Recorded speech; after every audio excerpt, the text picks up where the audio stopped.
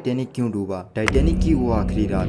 कभी न डूबने वाली जहाज टाइटैनिक 10 अप्रैल 1912 को इंग्लैंड के साउथहैम्पटन से न्यूयॉर्क की तरफ करीब 2224 लोगों को लेकर रवाना होती है, जिसमें दुनिया के सबसे अमीर लोग और साधारण यात्री शामिल थे। सब कुछ बिल्कुल ठीक चल रहा था। तो आखिर 15 अप्रैल 1912 की रात करीब 2:20 इस समय टाइटैनिक के साथ क्या हुआ, जो 1500 से ज्यादा लोगों को लेकर समुद्र की गहराई में समा गया।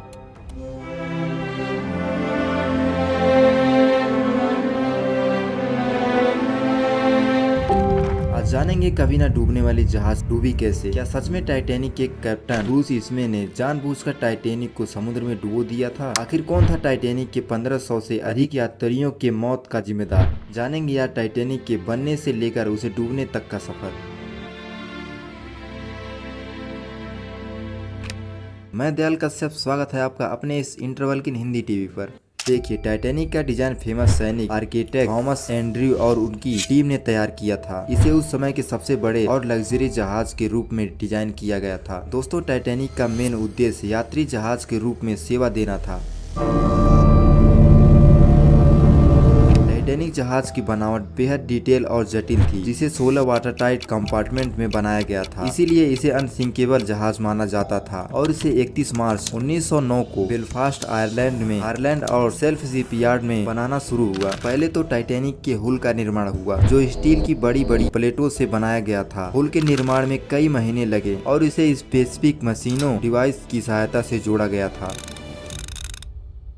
अब आपके मन में एक सवाल जरूर उठ रहा होगा, ये हुल क्या होता है? तो बता दें, जहाज के निचले हिस्से को हुल कहा जाता है। यह हिस्सा पानी के नीचे होता है और पूरी जहाज का भार इसी हुल पर होता है। इसके अलावा हुल जहाज को पानी में स्थिर और तैरने योग्य बनाए रखता है। टाइटैनिक के हुल बनने के बाद जहाज के engine, wireless and other equipment installed किया गया। इसके अलावा जहाज के इंटीरियर में luxury cabin, dining saloon, swimming pool, library और रीडिंग रूम, कैफे और रेस्टोरेंट जैसी फैसिलिटी एस्टैब्लिश की गई थी और यह काम कई महीनों तक चला। टाइटैनिक की इंटीरियर पूरा होने पर इसे समुद्र में परीक्षण किया गया और परीक्षण के बाद जहाज को अंतिम रूप दिया गया, जिसमें पेंटिंग, सजावट एंड साफ सफाई को ध्यान में रखा गया।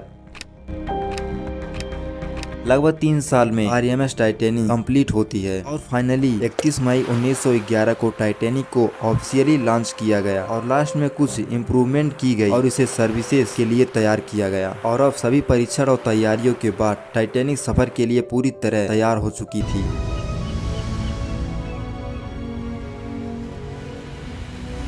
10 अप्रैल 1912 को साउथहैम्पटन से न्यूयॉर्क के लिए अपनी पहली यात्रा के लिए रवाना होती है। साउथहैम्पटन से निकलकर टाइटैनिक 4200 किलोमीटर प्रति घंटे की रफ्तार से 10 अप्रैल 1912 को शाम के समय टाइटैनिक चेरबोर्ग, फ्रांस पहुंचता है और यहां से कुछ यात्रियों को लेकर टाइटैनिक 11 अप्रैल को क्वींसटाउन, आयरलैंड पहुंचता है और यहां से भी कुछ यात्रियों को लेकर क्वींसटाउन से निकलकर टाइटैनिक अपने अंतिम सफर अटलांटिक महासागर से होते हुए न्यूयॉर्क रवाना होती है। टाइटैनिक जब क्वींसटाउन, आयरलैंड से निकला, उसी वक्त रास्ते में आइस बर्फ होने की पहली चेतावनी मिली, लेकिन जहाज के कप्तान एडवर्ड जॉन स्मिथ ने इसे इग्नोर किया और टाइटैनिक अपनी फुल स्पीड में आगे की तरफ बढ़ रही थी। रास्ते में आइस बर्फ होने की अब तक दूसरी जहाजों से 6 बार चेतावनी मिल चुकी थी, लेकिन टाइटैनिक के कप्तान एडवर्ड जॉन स्मिथ ने न ही जहाज की स्पीड को कम की, न ही तो इस आइस बर्फ चेतावनी को गंभीर से ली और 14 अप्रैल 1912 की रात में मॉनिटरिंग टीम फ्रेडरिक फ्लीट और रेजिनाल्ड ली थे। उन्होंने एक आइस फ्लो को देखा और तुरंत चेतावनी दी, लेकिन जहाज बहुत बड़ा और तेज स्पीड में था। ऐसे में टाइटैनिक को आइस बर्फ से टकराने से बचाने के लिए पर्याप्त समय नहीं था और 14 अप्रैल 1912 की रात करीब 11:40 पर जहाज आइस बर्फ से टकरा गया।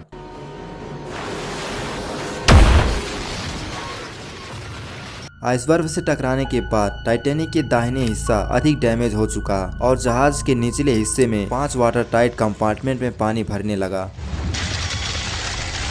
कप्तान एडवर्ड स्मिथ अधिकारियों के साथ सिचुएशन का आकलन करने के लिए पहुंचे और देखा जहाज के 5 वाटर टाइट कंपार्टमेंट में पानी भरने लगा। ऐसे में टाइटैनिक को बचाया नहीं जा सकता और जहाज धीरे धीरे डूब जाएगा। यह खबर सुनते ही जहाज पर पूरी तरह अफरा तफरी मच गई और लोगों को लाइफ बोट से बचाव प्रक्रिया शुरू हो जाता है। लेकिन अफसोस, टाइटैनिक पर पर्याप्त लाइफ बोट नहीं था। केवल 20 लाइफ बोट था, जो सभी यात्रियों और क्रू मेंबर को बचाने के लिए पर्याप्त नहीं थी। इसके बावजूद भी कई लाइफ बोट को उनकी पूरी क्षमता के बिना ही पानी में उतार दिया।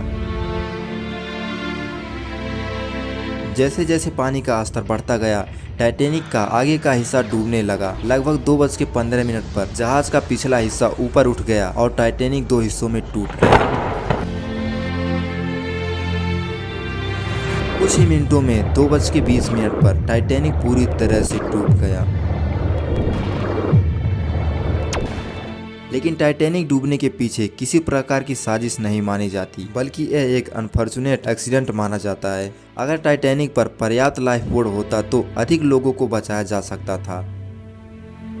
टाइटैनिक डूबने के समय उत्तरी अटलांटिक महासागर में पानी का तापमान लगभग -2 डिग्री सेल्सियस था। इतनी ठंड में पानी में गिरने वाले अधिकांश लोग हाइपोथर्मिया के कारण बहुत जल्दी बेहोश हो गए या उनकी मृत्यु हो गई।